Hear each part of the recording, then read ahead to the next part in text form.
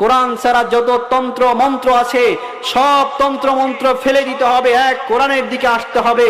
বর্তমান বাংলাদেশ এমন অবস্থা বিরাজ করছে, এই সময় যদি আমরা রাষ্ট্র ক্ষমতায় কোরআনকে আনতে পারি তাহলে আমাদের শান্তি ফিরে আসা সম্ভব। কথা বলেন ঠিক কিনা?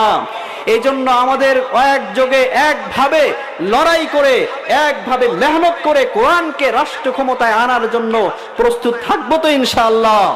যে কোনো ইসলামী দল আমাদের সমাজে আমাদের দুয়ারে যদি এসে যায়, সেই ইসলামী দলকে আমরা সাপোর্ট দেব এবং তাদেরকে কোরআনকে, রাসূলুল্লাহর হাদিসকে ক্ষমতায় আনার জন্য সর্বাত্মক সহযোগিতা করবো ইনশাআল্লাহ। রাজি আছি তো ইনশাআল্লাহ?